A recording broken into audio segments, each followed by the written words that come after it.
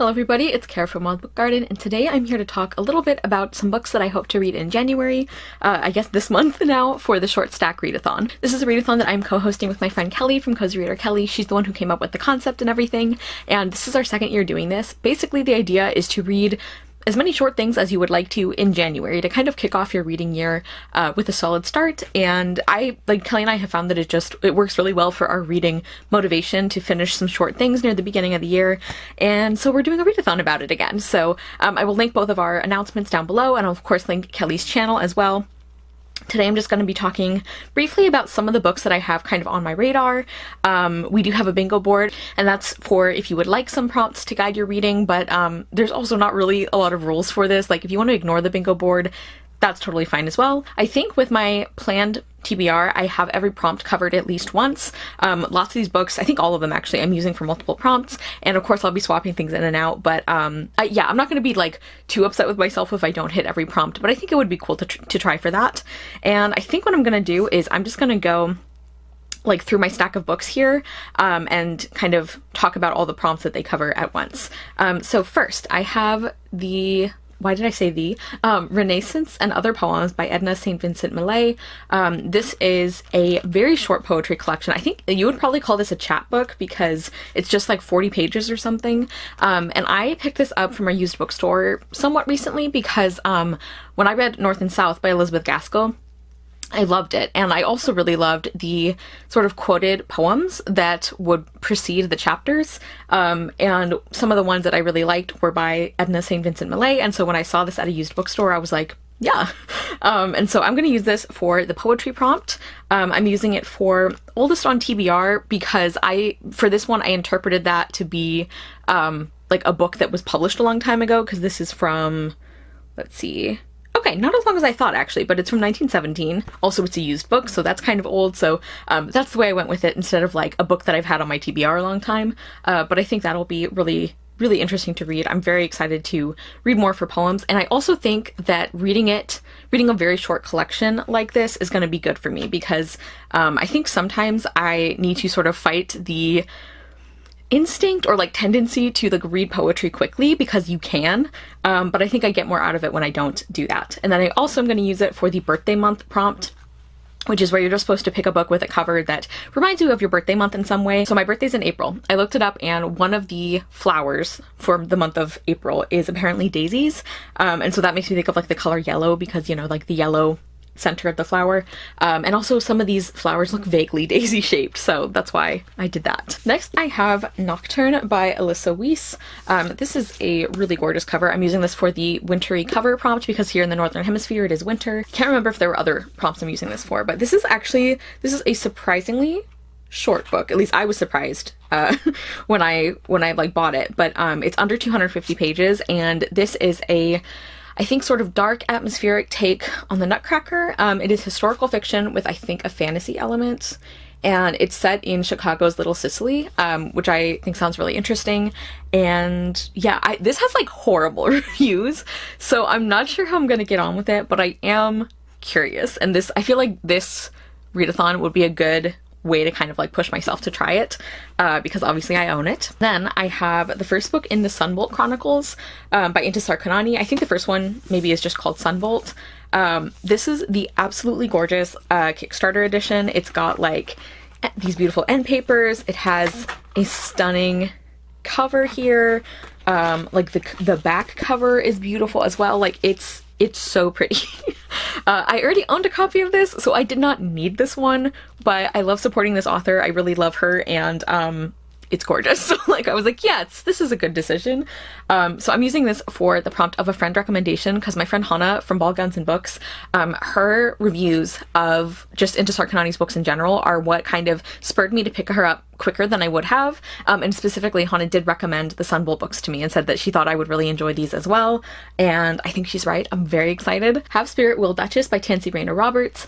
This is in the series. I always forget like the actual name of it. So let me look at that. Yeah, I can't find what it's called, but it's the Teen Sympathetic Magic books is kind of what I usually call them.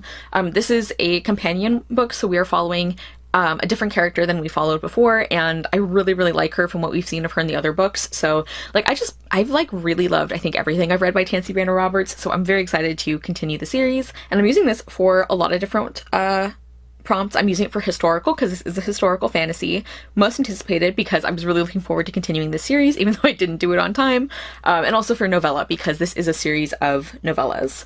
I have Enola Holmes and the Case of the Disappearing Duchess by Nancy Springer. I could have used this for previous TBR because I did intend to read this before, like many books that I own, but I'm specifically using this for the mystery prompt. This is in the Enola Holmes series, which I have really been enjoying. Yeah, I've just been very pleased with the series overall, and I think I actually am liking the later books even more, so I'm looking forward to continuing that. I have I was going to say kind of a weird one. I don't know if it's weird exactly, but it's definitely different than the other kind of like book formats I have here. I have The Secret Garden Devotional, a chapter-by-chapter companion to the beloved classic by Rachel Dodge.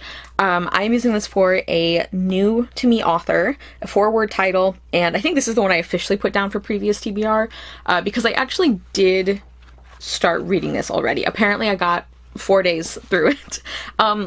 Yeah, like, I am very picky about devotional type books, and I love The Secret Garden, but like there were some things about, I don't know, there were some things that were kind of getting my hackles up in the first few entries, and I don't know how I'm gonna feel about it. It is like a gorgeously designed book, and I don't know, I'm hoping that I like other sections of the book more, and obviously like devotionals are an especially personal preference kind of book. Anyway, I have like mixed feelings about this so far, but again, I do want to make myself finish it since I own it. Then I have Married by Scandal by Tissonia Odette. This is in the Arranged Marriages of the Fae series. This is actually, like, I have been planning to do a series reading vlog for this series for ages, and I've read a couple of the books, but I have not made much progress. These are all novellas, so I'm like, this readathon is perfect to make progress on those. I at least want to get one done, hopefully more.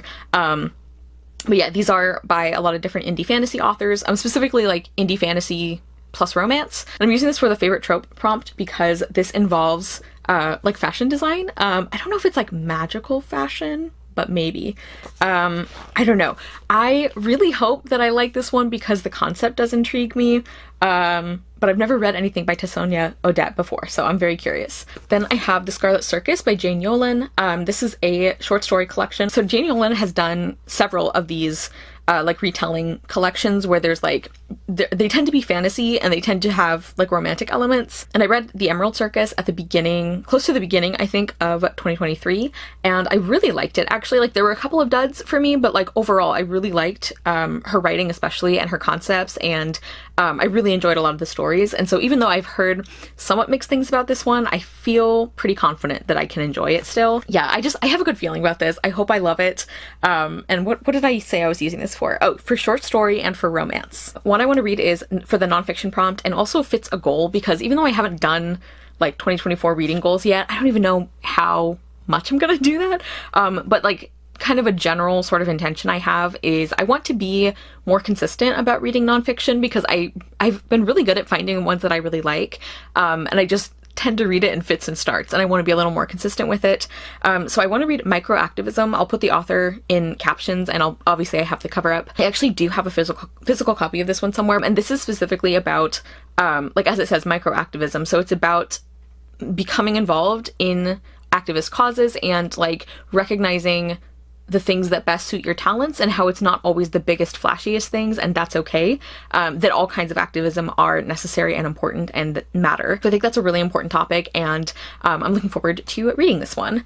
Then I think I want to try and get to the Dark is Rising series. I have been rereading this series for so long, like several years at this point. I've mentioned before that like I have read the series before when I was much younger, and I just have a vague impression of enjoying it, and a couple of like specific scenes stand out to me. But I've been really enjoying rereading them. The author is Susan Cooper, and I think I only have 2 books in the series left. And I just want to finish. Like I've been really liking these books. And I'm using this for the short novel prompt, continuous series, and fave genre because, you know, fantasy. Yeah, I just need to like put this reread project to bed, you know, like it's time. Okay, and then I also want to read Earthdivers Volume 1, Kill Columbus by Stephen Graham Jones, illustrated by Davide Gianfelice and Joanna Lafuente. This is for the graphic novel or manga prompt, and I actually read the first issue of it because my library had it digitally, so I was very much looking forward to when like the bind up of the first like volume came out, and I'm really looking forward to getting to it. This has a super interesting concept. It's set in like a post-apocalyptic future where a group of indigenous characters, they end up with the ability to travel back in time, and they decide that the best way to prevent the like climate catastrophe and widespread like devastation of their world is to go back in time and stop Columbus from just messing up everything in North America. So to go back and kill Columbus. And the first issue was already super interesting, so I can't wait to continue. I know I keep saying that in this video. It's just something we say in BookTube. And then finally, really quick, I want to mention Protecting Her Heart by Nancy Campbell Allen. This is an arc that I have that I will be reviewing, and it's in the Proper Romance series that I have been really, really liking. This is like a little over 250 pages, which tends to be like our general cutoff for the readathon, although again, we're not like policing that. But I did want to mention that I'll be reading this and reviewing it because it does come out in January. Okay, I think that's everything. I don't think I forgot anything, but as I said, this is just sort of a general list of ideas. Comment down below, let me know if you are going to be reading along with me and Kelly. We are going to be hosting reading sprints throughout the month as well, so keep an eye out for that. And yeah, just looking forward to starting off 2024 with a strong reading month. Thank you guys so much for watching. I will see you soon with another video, and I hope you love the next book you read. Bye!